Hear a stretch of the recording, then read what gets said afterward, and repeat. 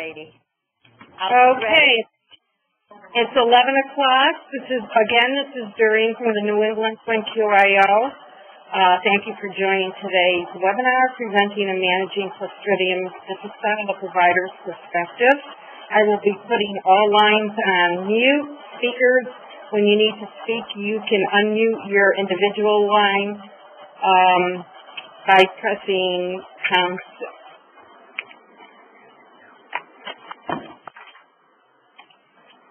The leader has muted your line. To unmute your line, press pound 6.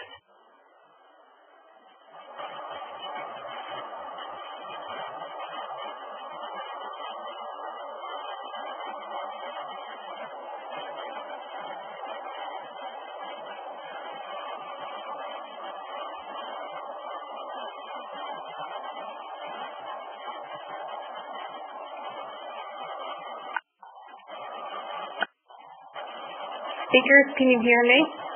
Yes. Okay, you'll need to press pound 6 to speak. I have muted all the lines. You can begin.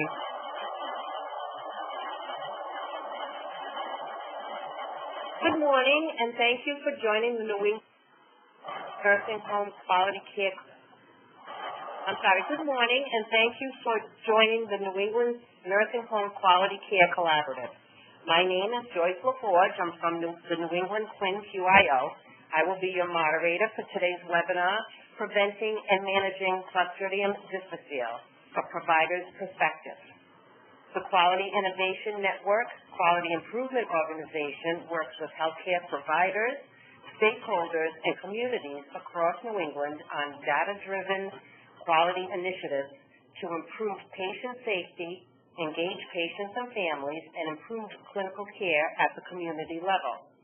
Thank you for joining us for today's webinar. Before we begin the program, I have a few housekeeping items to review. The webinar will be recorded and the presentation will be available within a few business days.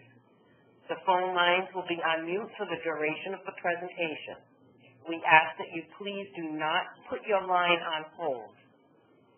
If you have any questions at any point throughout the presentation, please enter it in the chat panel to the right of your screen. Please make sure that you send your comments to all participants. We will be monitoring chat and responding to questions or comments in chat. We will also have plenty of time for questions at the end of the presentation and will open the lines back up. Lastly, if you find that the presentation is a little cut off, please use the plus or minus icons in the top right of the presentation window to adjust your screen accordingly. At this time, I'd like to introduce Janet Robinson. Thank you, Joyce, and welcome to our participants. Continuing the discussion from our December 14th webinar, where our presenter was an infectious disease physician, today we will hear the nursing home perspective.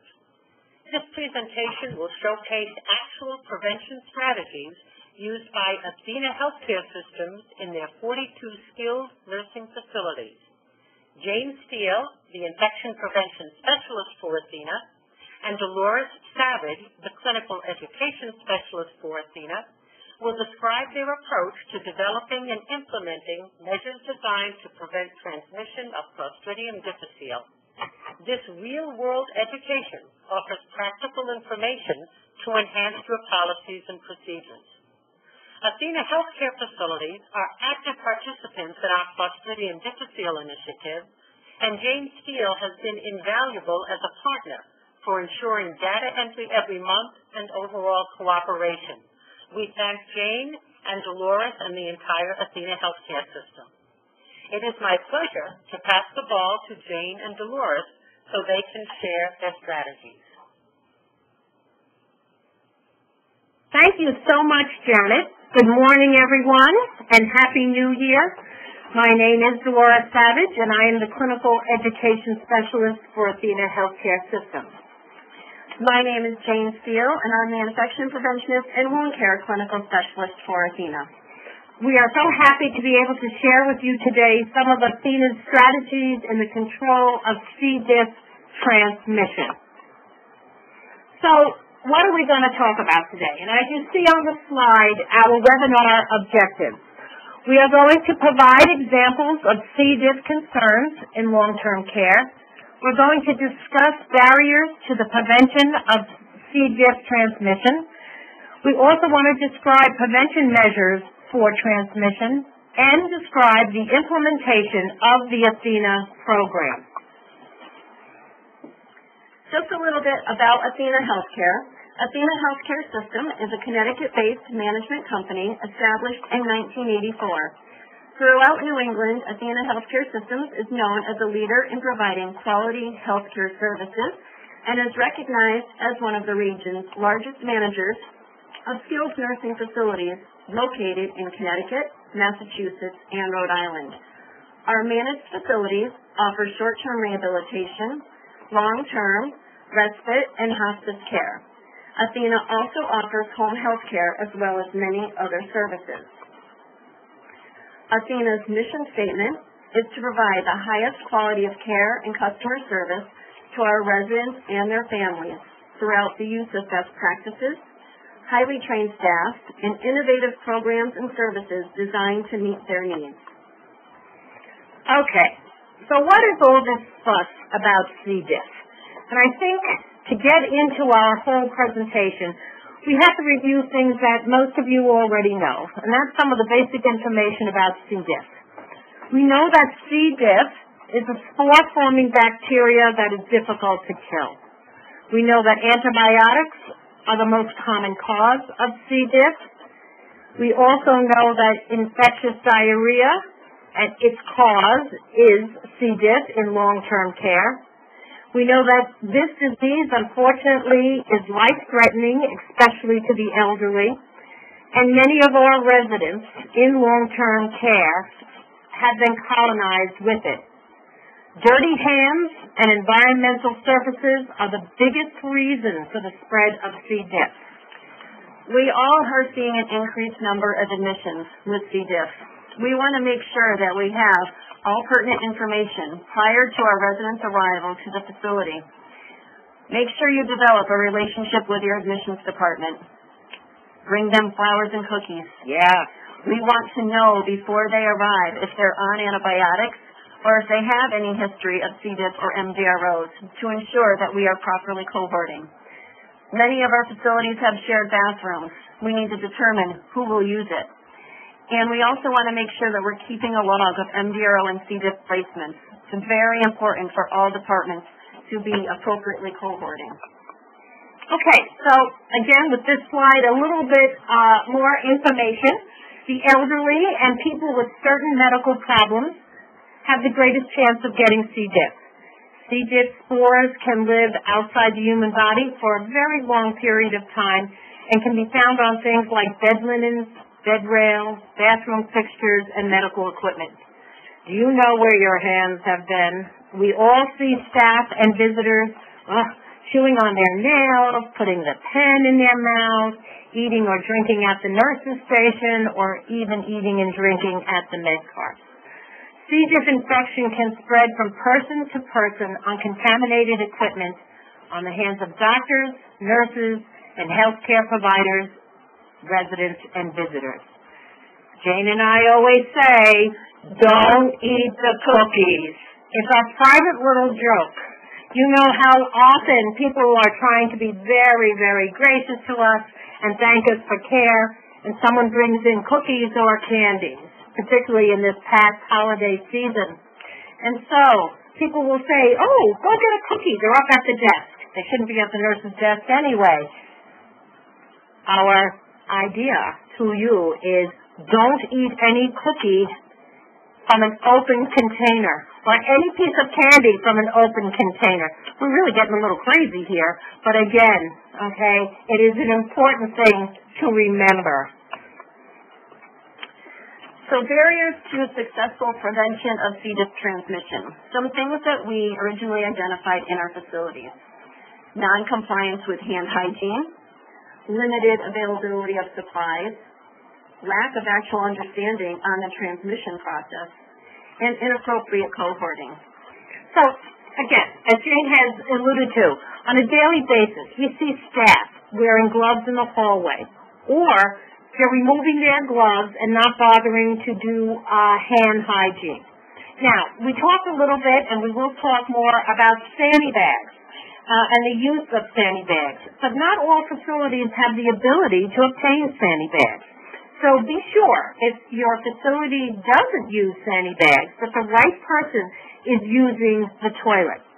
It is so important to ensure that we have the necessary PPE in our isolation rooms and in our isolation carts.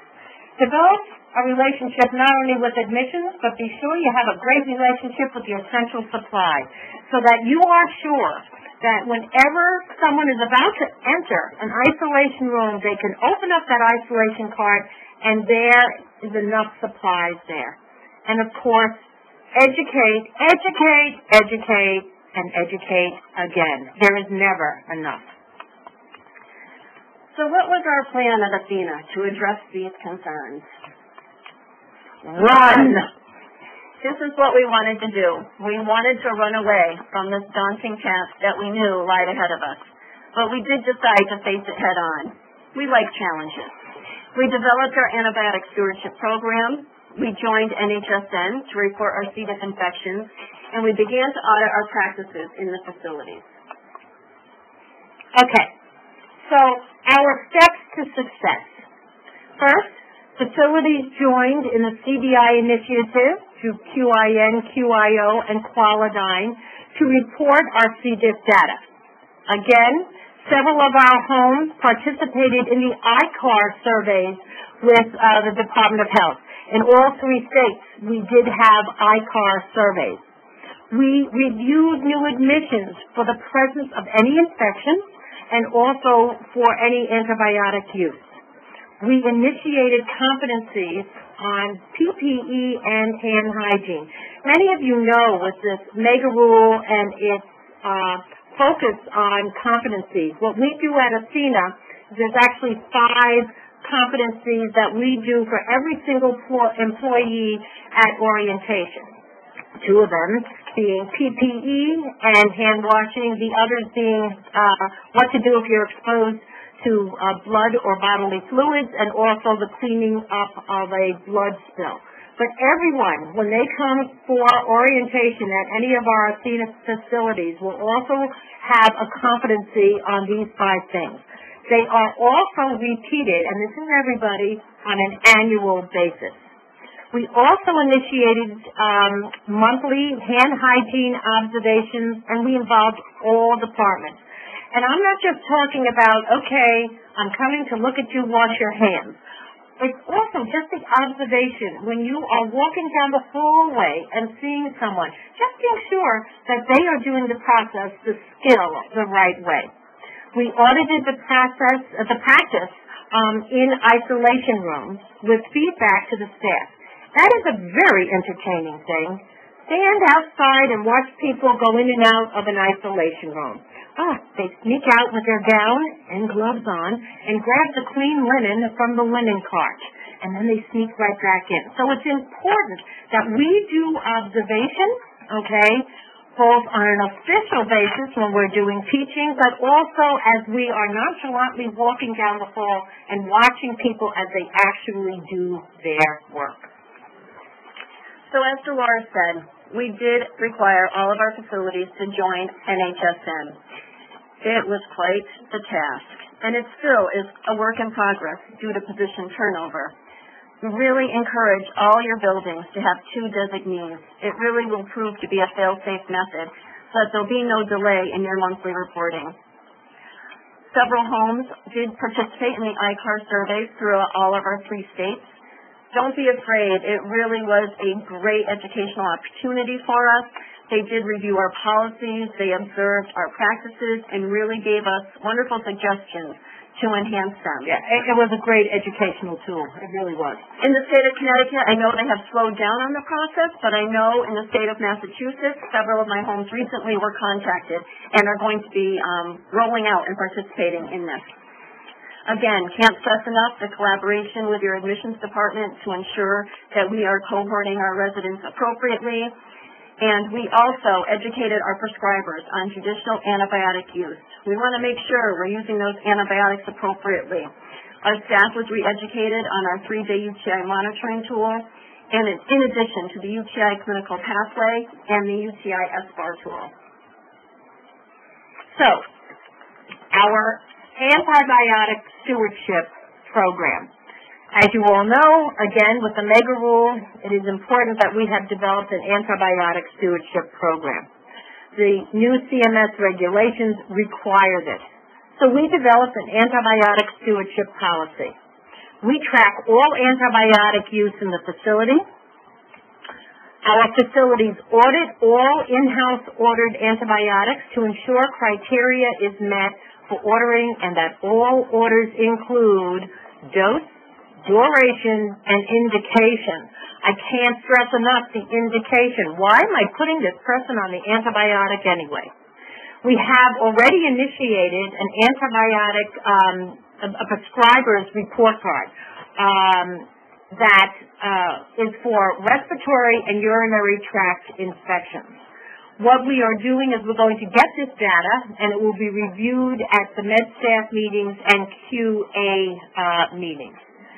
I think, in addition, again, I can't stress, granted I am the clinical educator, but I can't stress, everybody is an educator.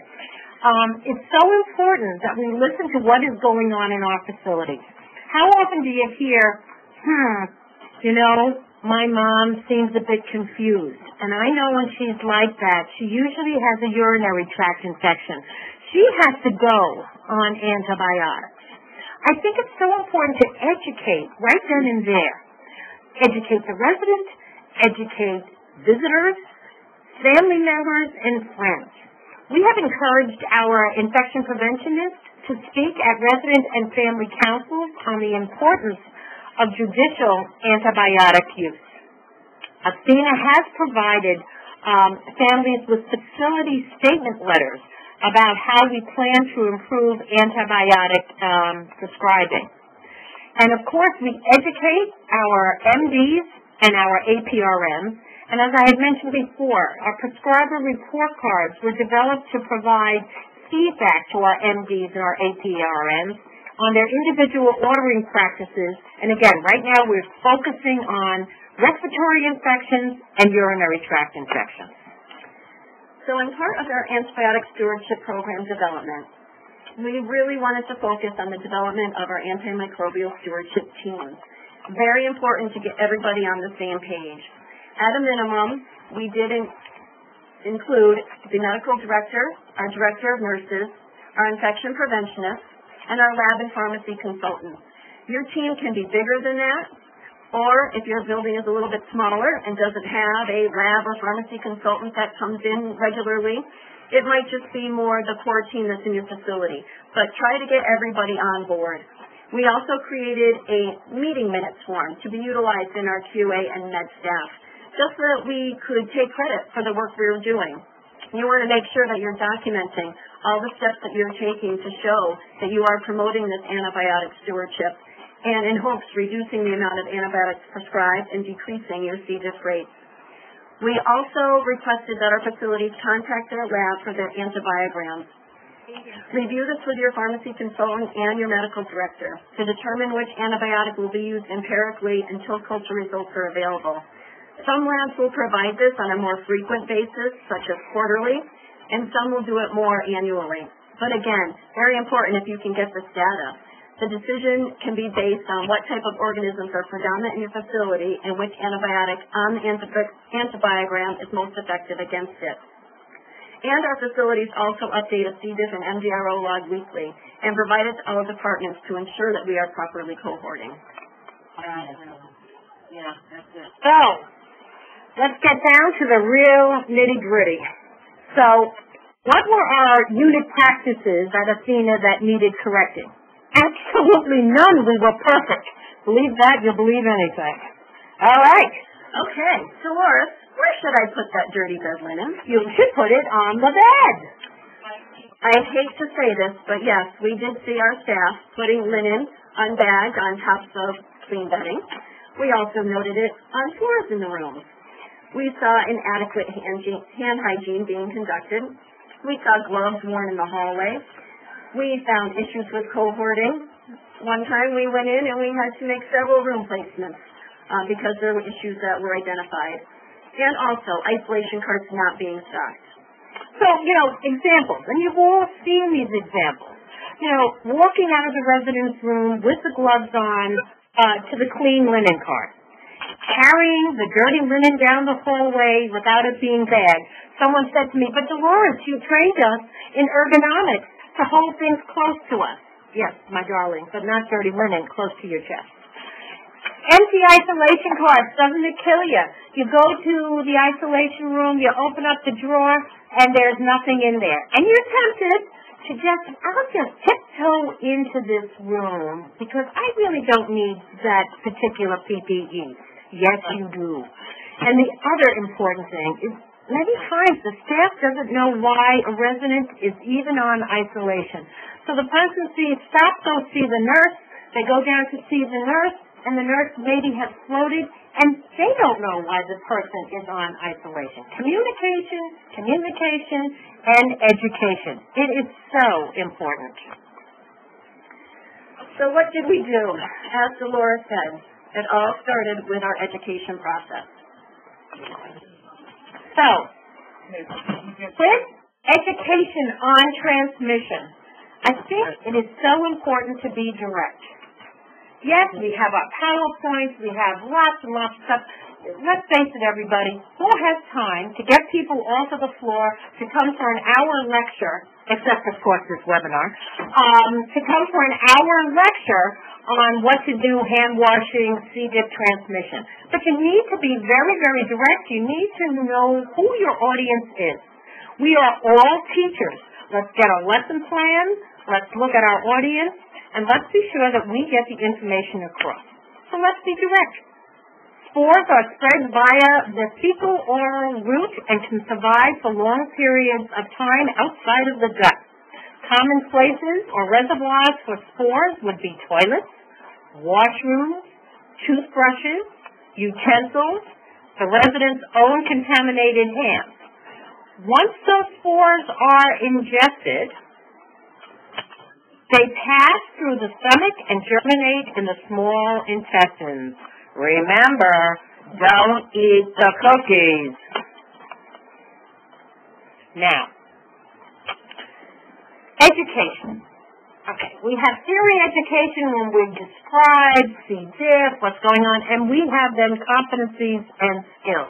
That's watching someone do something and having them demonstrate it back to us. So all of our staff, and we talked about what we do at orientation and annually, are educated on hand washing. It is so important that they understand the need for hand washing in C. diff rooms. Our staff are educated on appropriate storage of personal items. Now, in our Athena facilities, we either put room numbers or the resident's name on the personal items. And, it's not a HIPAA issue. You want to make sure that they are not sharing personal items. How many times you walk into a room and the toothbrush, without a label, is laying on the sink? Or, most exciting of all, is to make the room neat, the toothbrush, the cup, the emesis basin, and everything else is placed into the bedpan and then placed at the bedside table. Oh, my. So look at what's going on in your facilities and see where some of these things are kept. And again, what about linen? Okay, linen handling in our facilities, we treat all linen as it is potentially contaminated. So we don't use special precautions for linen in isolation rooms. Of course, we don't do the double bagging. We would do a double bag, and it would be recommended if the outside of the bag is visibly contaminated or it's observed to be wet through the outside of the bag. Linen carts, they're not kept inside the isolation room. We instruct our staff to bag the linen at the bedside with limited agitation, and then that bag is brought right outside to the hamper in the hallway. But again, these are Athena's policies. It's important for you to review your systems and your policies and follow your particular policy. So we started doing separate department educations. In our dietary department, we did provide education on precaution rooms and PPE. We educated on the need to not utilize paper products, and we educated on the need for frequent hand washing when handling trays. Get in your kitchens. Observe the hand hygiene practices. Make sure there's actually soap and paper towels near that sink. And just observe how are meals passed to residents that are on actual isolation precautions. And housekeeping education, again, direct.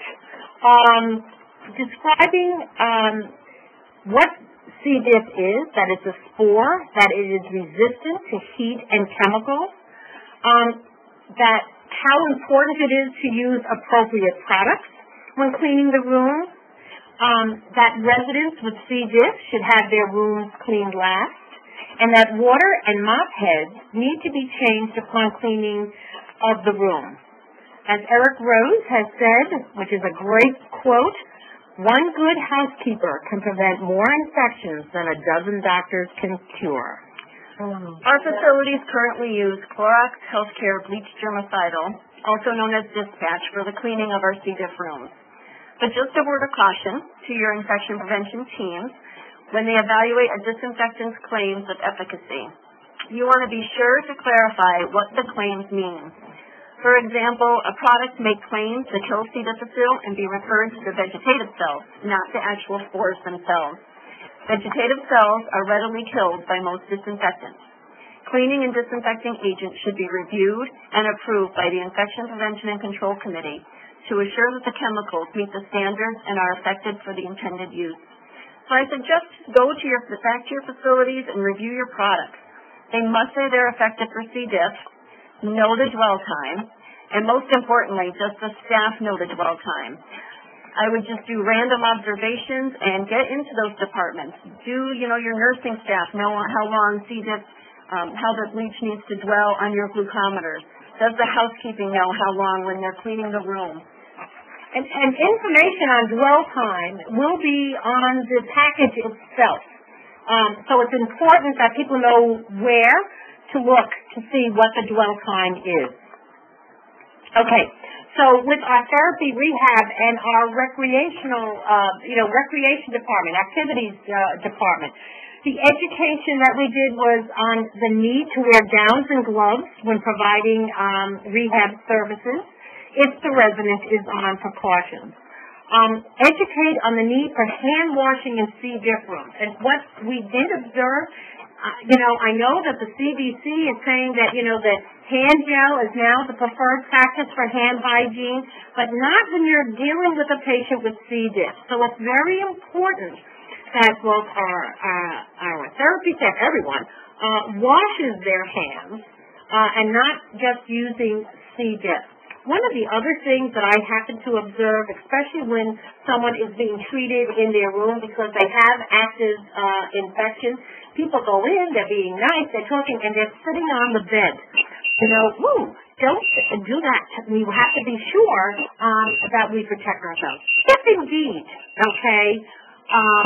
you have a patient that can't be treated in the room and they go down to the therapy department, make sure, if possible, that patient is the last patient to be treated, and that when they go, it is all the equipment that resident used is terminally cleaned.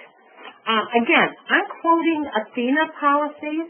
Don't go against your policy. Review what you do. Just be sure that everyone is aware, communication and education, of what the policy is.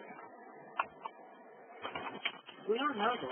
So once we completed all our education with our different departments, that's when we began to actually audit the practices that were out there. We wanted to see what was everyone doing. So we conduct hand hygiene observations on a monthly basis, and it involves all departments. It does not have to be done just by the infection preventionist or the staff educator. We wanted our dietary manager to get in and observe his practice, what was going on in all of his kitchens. We audited PPE usage in our C. diff and isolation rooms, and we also audited the daily and terminal room cleaning practices. And talk about the observations and what you see. Do staff wash their hands after taking a resident to the bathroom? What about if a staff member is giving care?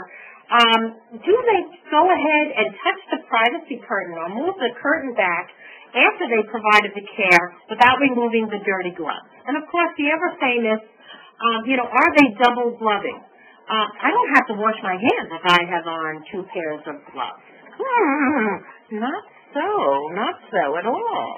And, again, as Jane has said, these observations and education and communication does not have to be done just by your infection preventionist or your staff educator.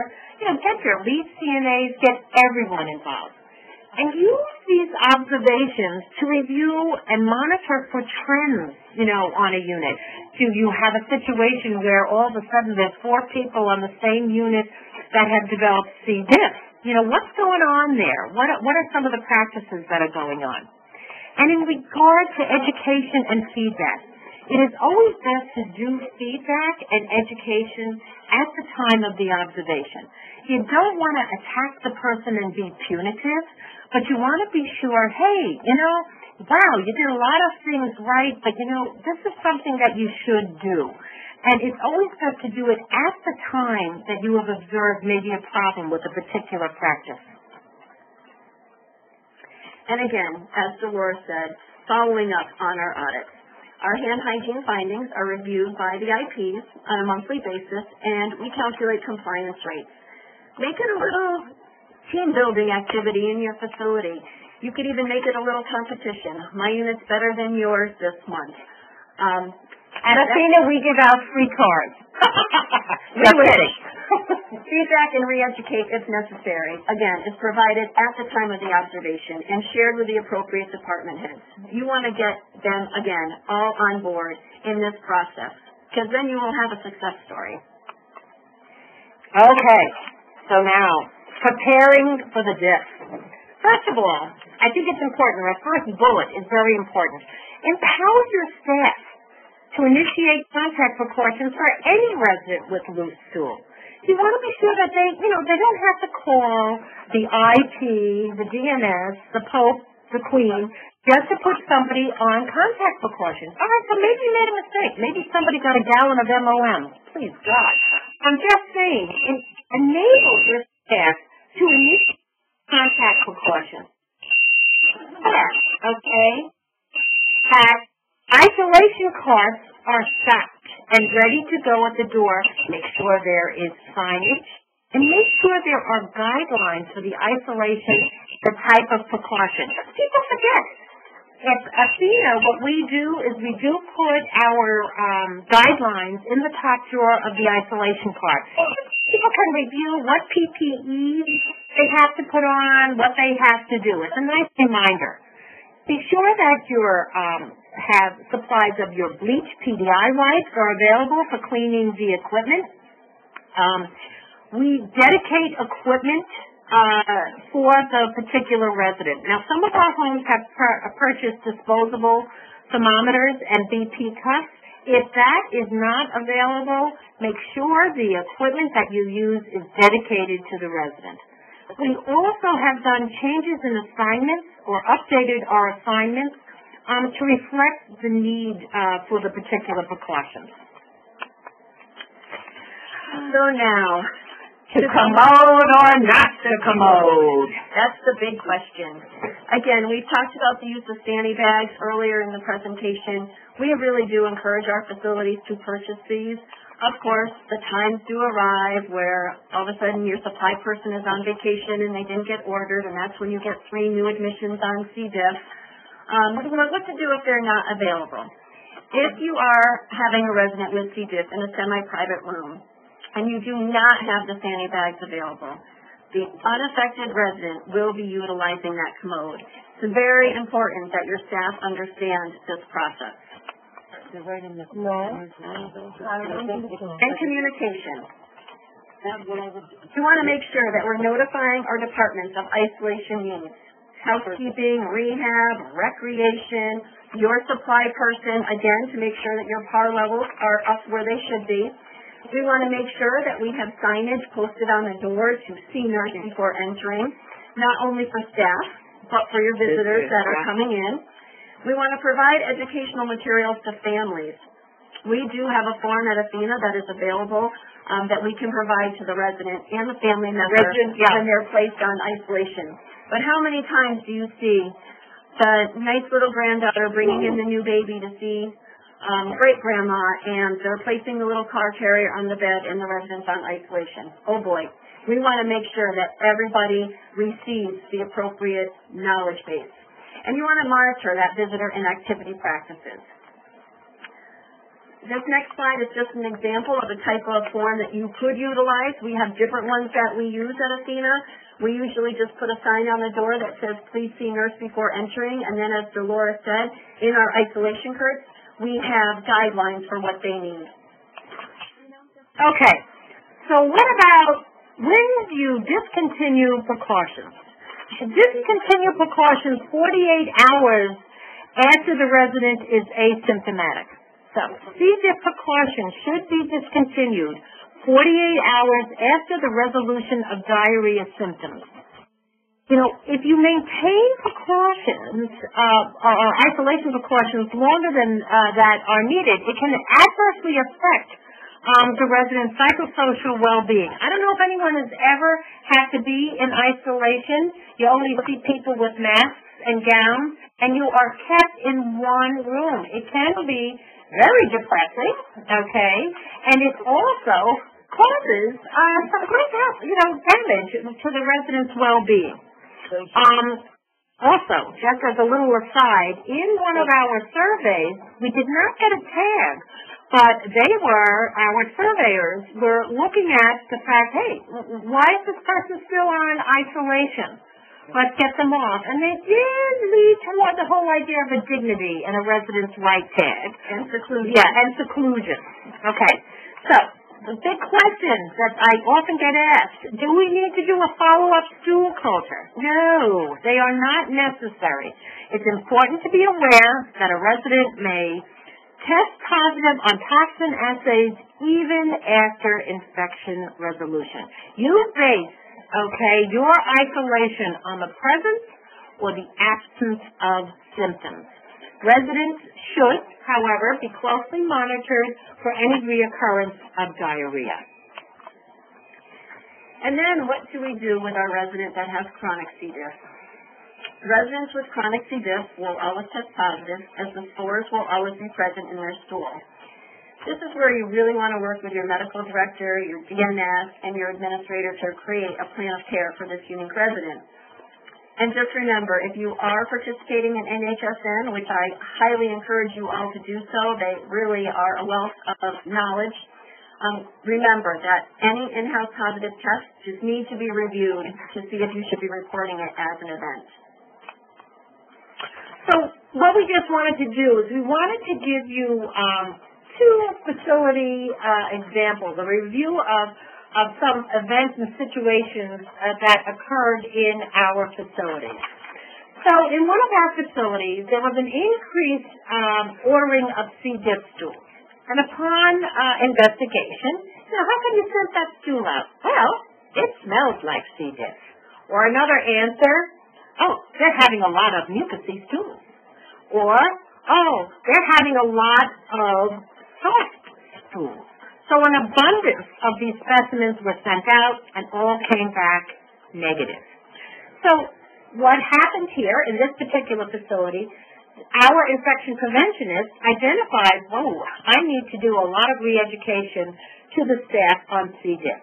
So she reviewed the C. diff cause and symptoms, and most importantly, she reviewed the characteristics of C. diff. Only test liquid stool. And another facility example that we encountered, in 2016, one of our facilities had an elevated rate of C. diff occurrences on one particular unit. There were a total of 8 cases in a 3-month period. I thought my IT was going to have a heart attack. So, our first steps, the assignments were reviewed for trends. Contact precaution observations were reviewed. Housekeeping procedures were monitored. And a QAPI was initiated to address the elevation, and a plan was made to correct the problem. We actually, what our IP did in observing everything, she did find that there was an issue with hand hygiene and isolation practices. People were going in the rooms, not wearing gowns, giving care, coming out, again, as Dolores said earlier, wearing the gowns in the hallway, trying to go to the clean part to grab extra supplies. She also identified that there was issues with the terminal cleaning. It was not being completed with appropriate products. So again, she re-educated staff. The issues were corrected, and happily to say, the amount of healthcare-acquired C. diff infections in that facility was reduced dramatically. And so, in conclusion, okay, educate, and re-educate. Educate your prescribers, educate your staff, educate the visitors, educate your vendors, your families, and educate your residents on antibiotic stewardship to prevent overuse of antibiotics. Observe and audit hand hygiene, your PPE practices, and your wound cleaning practices in your facility. If there's a problem with the system, let's fix the system and re-educate everybody. And finally, collaborate and communicate with all departments. Nothing can be done by just 2 people in a building. We need to all work together to help stop the transmission of C. diff. Thanks so much, everyone. Thank you, everybody. We're now going to turn this back over to Joyce.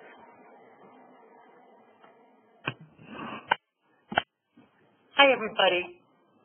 This is Janet, and just before I give this to Joyce, Jane and Dolores, I want to say thank you for a truly fantastic presentation.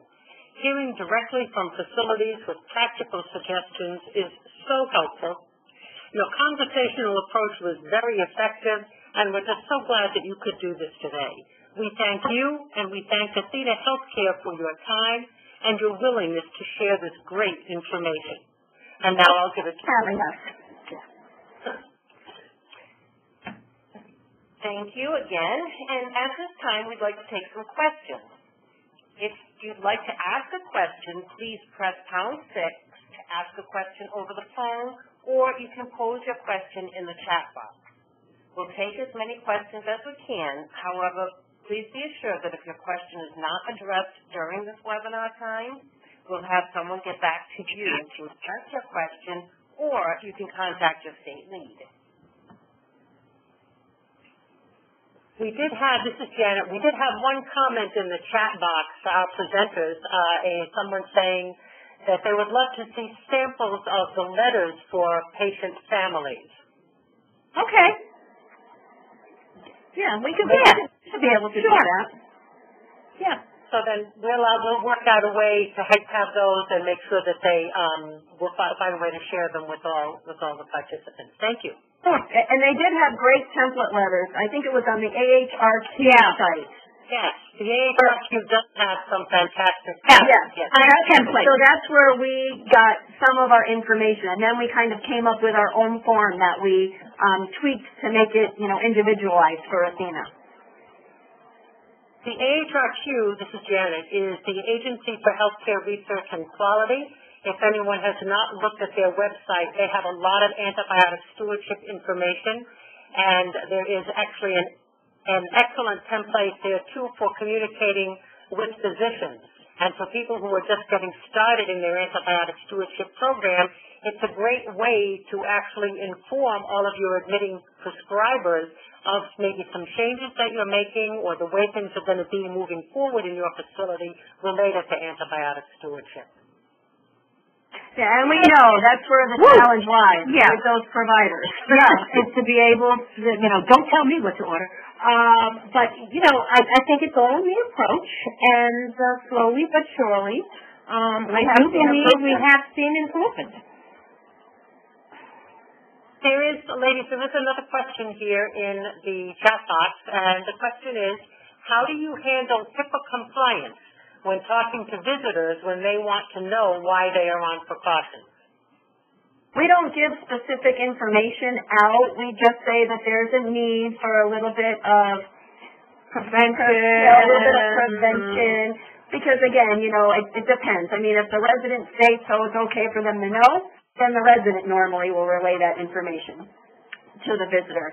It can get tricky when there is a roommate involved, but again, they don't give the specific diagnosis. They just say, that we're, taking a little bit of extra added steps.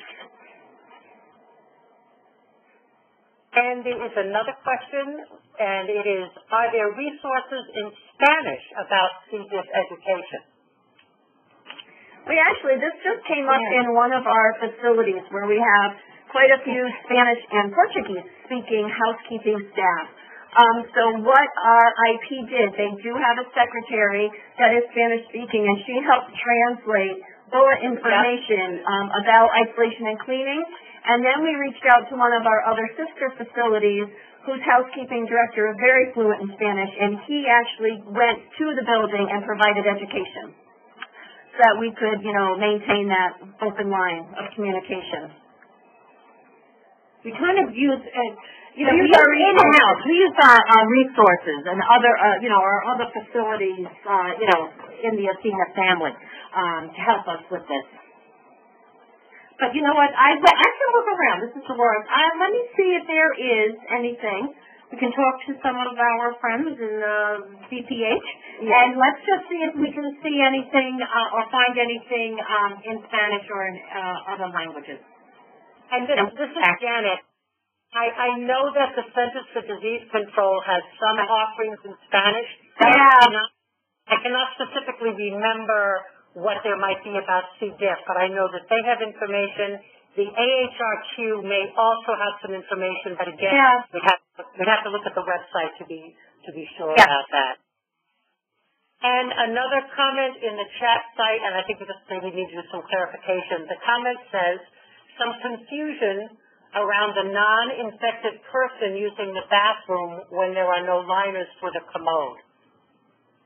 So what we do in our Athena buildings, if a resident is in a semi-private room and they are positive for C. diff and we don't have the sandy bags, we put the unaffected resident to use the commode, because when we're emptying that commode, if you have the affected resident, then the chance of the spores splashing when the commode is being emptied, you would have to make sure that that toilet is cleaned every time with bleach.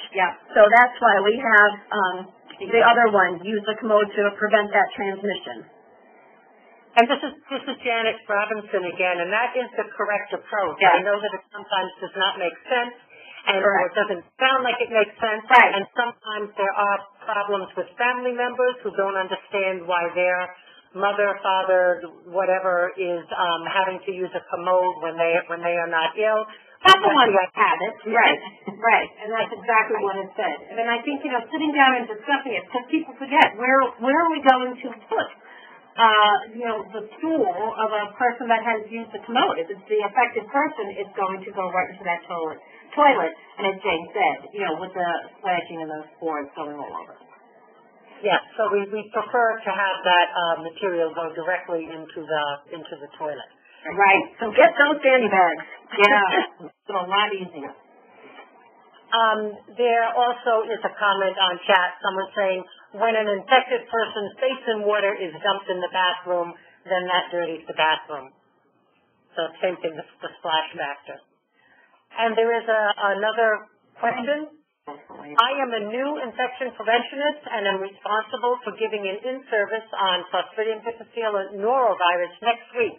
Are there any simple handouts available to present to my staff? Actually, the CDC does have an excellent one page. Nice, quick bullet points. Again, not spending over an hour on each thing, but go to the CDC. They have a nice one that says stop the norovirus. It's very concise. And also one for C. diff as well. For C. diff. Short, sweet, and to the point. All right, and I also have not heard of sandy bags. We use dedicated commodes. Are sandy bags better to use? We prefer to use them. I mean, that's just, we started the practice probably about 2 years ago. Yeah, about 2 years ago, and it's just, And actually, I mean, knock on wood, I mean, our healthcare acquired C. diff rates are pretty good. Yeah. They're pretty low. We do have those random little episodes that pop up, but we haven't seen back really since 2016 that big issue. For people who may not be familiar with that type of a product, it basically completely covers the commode seat, and they have different products available for bedpans, commodes, and toilets. So then all of the stool is going to go into a plastic bag. There's absorbent material in there, and then it is simply a matter of tying it off and throwing it away. So it contains, and while it doesn't eliminate the need for any type of further cleaning and disinfection, it certainly reduces it and can reduce the time that has to be spent on that. yeah. Another question. What if you have a room that 6 are sharing? You would then have the infected person use the commode even if no fanny bags? I'm sorry, Janet, we didn't hear the beginning of the question. I'm reading it exactly as it says here. What if you have a room that 6 are sharing? You would then have the infected person use the commode even if no fanny bags. Well, that becomes kind of tough because, again, I mean, where are you going to empty that commode? I would probably try to get them more in a semi-private room. But if you didn't have that, then yeah. I mean, in that particular case, you don't have sandy bags, you don't have the availability of a semi-private room. There's going to be a good cleaning schedule in place. Definite education on cleaning after that commode is emptied. And this is Janet again. I would think this also is representative of the need for an individual patient and situation evaluation. Yes, there is definitely. not always a one-size-fits-all. In that particular situation, it may be that you are going to have to be a little bit creative. If it's possible to move the person into a private room, that would be great. That may not be possible. Often is not possible. So you may have to come up with a creative way to handle that. And since I think there's going to have to be definite attention paid to a cleaning schedule for whatever the solution is going to be for that. And in all fairness, if you really have 6 people sharing one room, practically speaking, you may end up with the infected person using the commode, although that is not ideal. Right. But again, then you're going to have to be quite careful as it's emptied and making sure that the toilet is being cleaned properly. Right. Another question. Would you use fanny bag with ESBL also? Yes, we do have our facilities. They'll use them with VRE, ESBL, C. diff. And I think I'm looking at the time. I think this is probably going to be our last question here. Can a resident with C. diff use a shared bathroom for washing up? What about the person's basin water? Can we still dump it in the bathroom? I don't see it being that being the problem as more as actual when they're using the toilet itself. I know in some of our homes they actually do have the disposable little washcloths that they do use when somebody has an active C. diff if it's a shared room, but we haven't come across that as being an issue. I don't know, Janet, if you have any thoughts on just the basin water. Well, the basin water going down into the toilet, yeah. Okay. This is just a thought I had as I was reading, by the way, what I think is an excellent question. If there is some concern about the resident, and if you know the spores can get all over the patient sitting down, although this may sound a little silly, perhaps having that resident first perform hand hygiene and then proceeding with the rest of their washing. Of course, if they're performing hand hygiene in the sink in the bathroom, there's still a problem. Maybe this is then also going to come down to there's going to have to be cleaning and disinfection done of that sink area after the person right. washed up. Education on, to housekeeping or to whatever for cleaning that sink.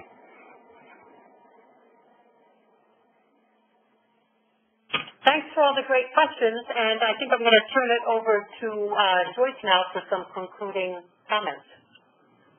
Okay, and thank you for such a great discussion. I do have a few last-minute announcements before we end the call. Here we have a list of all your state contacts.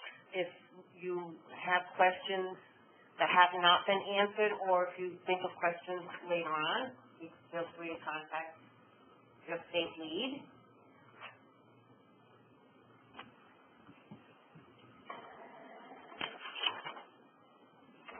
And mark your calendars for upcoming collaborative events and educational opportunities. And you can check out our website for more information and to register.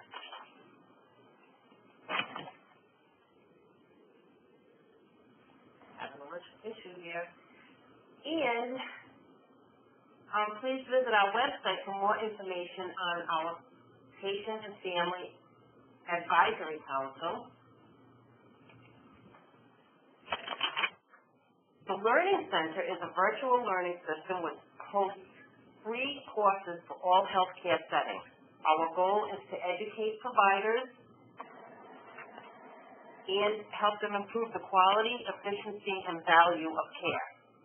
Create your account today by visiting learningforquality.org and find your registration code for your healthcare setting. If you have any questions about the Learning Center, you can send an email to learning@healthcentricadvisors.org for assistance. And don't forget to follow us on social media to get important alerts, news, and more. Thank you for joining us, and have a great day. Thanks, everyone. Thank you. Thank you.